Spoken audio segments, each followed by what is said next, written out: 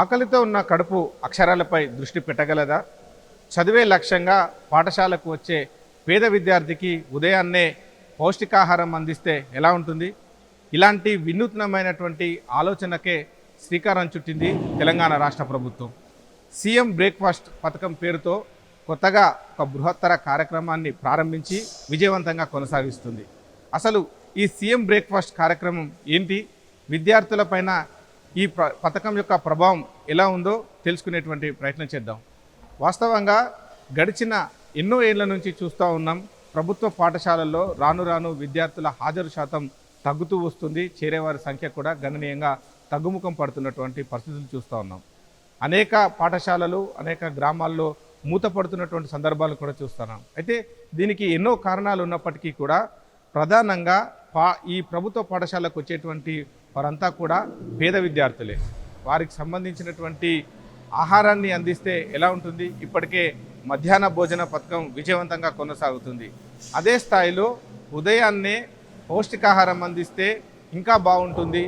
ఈ డ్రాప్అవుట్స్ తగ్గుతాయి, అలాగే హాజరు శాతం కూడా పెరుగుతుంది. ఉదయం మధ్యాహ్నం పాఠశాలలోనే విద్యార్థులకు ఆహారం అందితే వారికి సంబంధించినటువంటి నిరంతర డ్రాప్అవుట్స్ అనేది తగ్గుతుంది, వారి హాజరు శాతం పెరుగుతుంది అన్నటువంటి ఒక ఆలోచన చేసింది తెలంగాణ ప్రభుత్వం. ఇందులో భాగంగానే 6 రకాల అల్పాహారంతో పౌష్టికాహారాన్ని అందిస్తుంది. ప్రధానంగా ఇందులో కొడంగల్ నియోజకవర్గంలో సీఎం రేవంత్ రెడ్డి నియోజకవర్గమైనటువంటి కొడంగల్లో ఈ కార్యక్రమం అత్యంత విజయవంతంగా కొనసాగుతూ ఉంది. మొత్తం 6 రకాల టిఫిన్స్ని, పౌష్టికాహారాన్ని పిల్లలకు అందిస్తూ ఉన్నారు. మొత్తం 50,000 పైచీలకు విద్యార్థులకు ఉదయం 8:30 గంటల కల్లా పౌష్టికమైనటువంటి టిఫిన్లు ప్రతిరోజు వారికి అందుతున్నటువంటి పరిస్థితులు ఉన్నాయి. అయితే ఈ పథకాన్ని Hare Krishna movement charitable foundation అలాగే తెలంగాణ రాష్ట్ర ప్రభుత్వం సంయుక్తంగా కొనసాగిస్తూ ఉన్నాయి. కొడంగల్ నియోజకవర్గంలో ఉన్నటువంటి ఈ కిచెన్, సెంట్రలైజ్డ్ కిచెన్లో ప్రతిరోజు ఉదయం 8:30 గంటల కల్లా 50,000 పైచీలకు విద్యార్థులకు అల్పాహారాన్ని సిద్ధం చేస్తూ ఉంటారు. అయితే ఈ మొత్తం కార్యక్రమాలు అంటే ఇంత పెద్ద మొత్తంలో సాధారణంగా మనం ఒక పాఠశాలలోనే ఒక దాదాపు 100 మంది లేదా ఇంకో 200 మంది విద్యార్థులకు వంట వండాలి అంటేనే ఎన్నో వ్యయప్రసాలు చూస్తూ ఉంటాం. దాన్ని ఏ రకంగా వండాలి, ఏ రకంగా వాటిని సిద్ధం చేయాలనే అంశాన్ని మనం చూస్తూ ఉంటాం. దానికి సంబంధించి అనేక రకాలుగా డిస్టర్బెన్స్ కూడా మనం అనేక ప్రాంతాల్లో ప్రతిరోజు చూస్తూనే ఉంటాం. అలాంటిది 50,000 మందికి కరెక్ట్ సమయానికి బ్రేక్ఫాస్ట్ అందించాలంటే చాలా పెద్ద టాస్క్ అని చెప్పుకోవాలి. ఎందుకంటే దాన్ని సిద్ధం చేయడంతో పాటుగా సరఫరా చేయడం కూడా చాలా పెద్ద విషయం. అయితే ఈ మొత్తాన్ని కూడా అసాధ్యాన్ని సుసాధ్యం చేస్తున్నటువంటి సిచ్యువేషన్ కొడంగల్ నియోజకవర్గంలో అయితే చాలా స్పష్టంగా కనిపిస్తూ ఉంది. ప్రతిరోజు అంటే దాదాపుగా మధ్యరాత్రి దాటిన తర్వాత 1 గంట నుంచి ఇక్కడ ఏదైతే కొడంగల్ నియోజకవర్గంలో ఉన్నటువంటి ఈ సెంట్రలైజ్డ్ కిచెన్లో వంట అనేది ప్రారంభమవుతుంది. ప్రధానంగా ఏదైతే NIN national institute of nutrition recommend చేసినటువంటి 6 బ్రేక్ఫాస్ట్లను ఇక్కడ సిద్ధం చేస్తారు. 1:30 అంటే తెల్లవారుజామున 1:30 దాటిన తర్వాత ఇందుకు సంబంధించినటువంటి ఇంగ్రీడియంట్స్ ఏదైతే ముడిపదార్థాలు ఉంటాయో వాటన్నిటిని కూడా సిద్ధం చేసుకోవడం, ముఖ్యంగా కూరగాయలు కావచ్చు, ఇతర పిండి వంటలు వాటన్నిటికీ కూడా సిద్ధం చేస్తూ ఉంటారు. ఆ తర్వాత తెల్లవారుజామున 4 గంటల కల్లా పూర్తిగా అంటే బిఫోర్ వంటకానికి సంబంధించినటువంటి అన్ని ప్రక్రియలు కూడా పూర్తి చేస్తారు.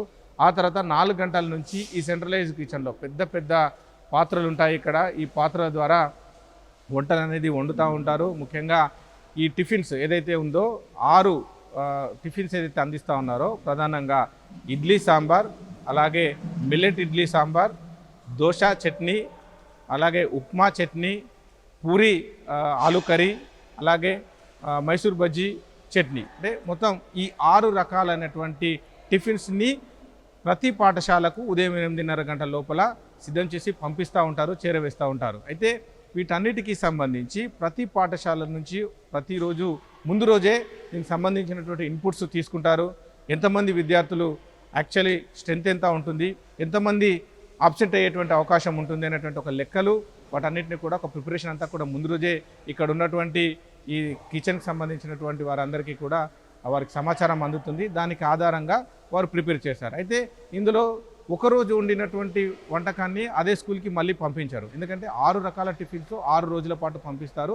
ఇంక్లూడింగ్ డే బై డే వీళ్ళకి ఒక పాలను కూడా అందిస్తూ ఉంటారు. అంటే వీటన్నిటినీ మానిటర్ చేయాలంటే చాలా పెద్ద టాస్కే. ఎందుకంటే ఒకరోజు ఉదాహరణకి కొడంగల్లో ఉన్నటువంటి బాలికల ఉన్నత పాఠశాలకి ఇవాళ ఉదయం మిల్లెట్ ఇడ్లీ చట్నీ సాంబార్ పంపించినట్లయితే రేపు మళ్ళీ వాళ్ళకి వేరే టిఫిన్ పంపించాల్సి ఉంటుంది. అంటే దోశ చట్నీ లేదా ఇంకేదైనా పూరి ఆలు కర్రీ ఇట్లా. అంటే ఒకసారి ఒకరోజు వచ్చినటువంటి టిఫిన్ని ఇంకొక రోజు పంపించకుండా దాన్ని మేనేజ్ చేసేటువంటి సిస్టమ్ కూడా ఇక్కడ ఉంది.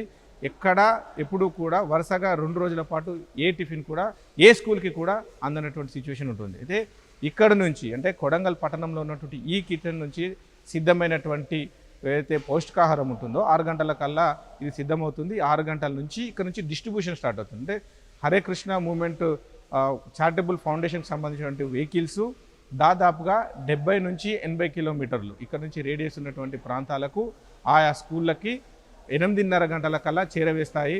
దీనంతా కూడా ఒక పెద్ద సిస్టమ్ ఉంటుంది. ట్రాన్స్పోర్టేషన్కి సంబంధించి కావచ్చు, అలాగే ఫుడ్ ప్రిపరేషన్కి సంబంధించి. అయితే ప్రధానంగా మనం ప్రతిరోజు అంటే దాదాపు ఎక్కడో ఒక చోట ఏదో ఒక గ్రామంలో ఒక రకమైనటువంటి ఆహార కల్తీ కావచ్చు, ఇంకేదో పరిణామాలు చూసుకుంటాము. విద్యార్థులంతా ఆసుపత్రి పాలవుతున్నటువంటి సందర్భాలను కూడా మనం చూస్తున్నాం. కానీ ఇంత పెద్ద మొత్తంలో 50,000 మందికి ఎట్లా వండుతారు, ఇక్కడ ఎలాంటి నియమాలు పాటిస్తారు అనేది కూడా చాలా కీలకంగా ఉంటుంది. ఎందుకంటే ఈ సెంట్రలైజ్డ్ కిచెను అత్యంత పారిశుద్ధ్యానికి దూరంగా చాలా క్లీన్గా ఎలాంటి అవాంఛనీయ ఘటనలు జరగకుండా, ముఖ్యంగా కలుషితం ఏ రకంగా ఎక్కడా కూడా జరగకుండా చాలా జాగ్రత్తలు పాటిస్తూ ఉంటారు. ఇంత పెద్ద మొత్తంలో పాత్రలు ఉన్నాయి. ఇంత పెద్ద సెంట్రలైజ్డ్ కిచెన్లో ఎక్కడ కూడా ఏ చిన్న పొరపాటు కూడా జరగదు. ప్రతిదీ కూడా ఏదైతే NIN సూచించిన మేరకే అన్ని ఇంగ్రీడియంట్స్ కలుపుతారు. అలాగే పాత్రలు కడగడం కానీ శుభ్రం చేయడం కానీ ప్రతిదీ కూడా చాలా పక్కాగా ప్రణాళికగా స్టేజ్ బై స్టేజ్ దీన్ని వెరిఫికేషన్ కూడా చేస్తారు. అంటే ఈ రకంగా వండినటువంటి వంటను ప్రతి ఒక్కరు ఇక్కడ ఉన్నటువంటి హరే కృష్ణ మూమెంట్కి సంబంధించినటువంటి వాళ్ళంతా కూడా మానిటర్ చేస్తూ ఉంటారు.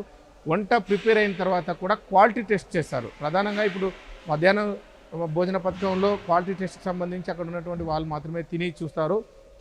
సేమ్ అదే మాదిరిగా ఇక్కడ కూడా క్వాలిటీ టెస్ట్ అనేది జరుగుతుంది. దీనికి సంబంధించినటువంటి ప్రత్యేకంగా ఒక వింగ్ ఉంటుంది. ఈ క్వాలిటీ టెస్ట్ సంబంధించి వారంతా కూడా వంట సిద్ధమైన తర్వాత అది సాంబారే కావచ్చు, దోశ కావచ్చు, ఇడ్లీలే కావచ్చు, వాటన్నిటిని కూడా టేస్ట్ చేస్తారు. ఇంకొంతమందికి దాన్ని తినిపిస్తారు. ఎలా ఉంది, ఎట్లా ఉంది, దానికి సంబంధించిన టెస్టులు కూడా చేస్తారు.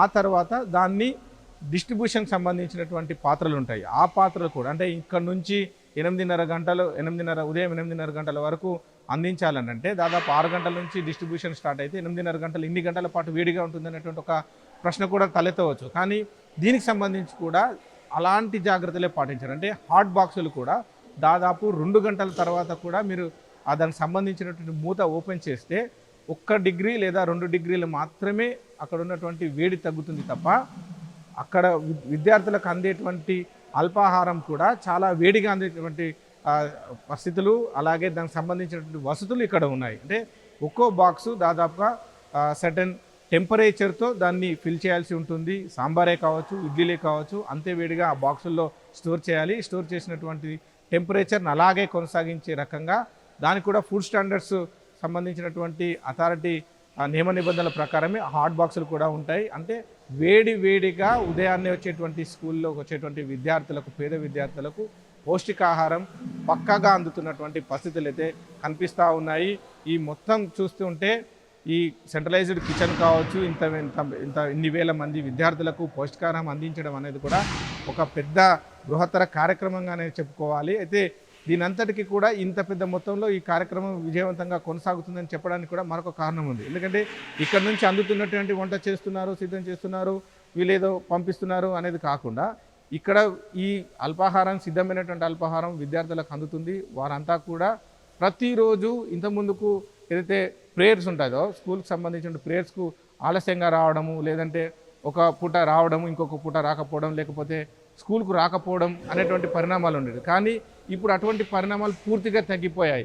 ఖచ్చితంగా ప్రేయర్కు ముందే వస్తున్నారు, ఆ తర్వాత మధ్యాహ్నం భోజనం కూడా ఉంటున్నారు. అంటే హాజరు శాతం కూడా గతంతో పోస్తే గణనీయంగా పెరిగినటువంటి సిచ్యువేషన్ కనిపిస్తూ ఉంది. అలాగే అడ్మిషన్స్ సంఖ్య కూడా పెరిగినట్టుగా ఇటు విద్యాశాఖ అధికారులు కూడా చెప్తా ఉన్నారు.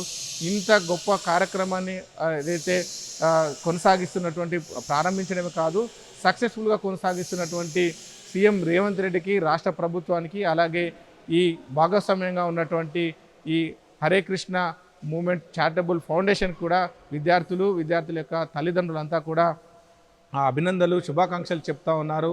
ఓవైపు కాలే కడుపుతో ఇటు పాఠశాలకు వచ్చేటువంటి విద్యార్థుల కడుపు నింపుతున్నటువంటి ప్రభుత్వం పట్ల వారంతా కూడా కృతజ్ఞత వ్యక్తం చేస్తున్నటువంటి సిచ్యువేషన్ అయితే కనిపిస్తుంది.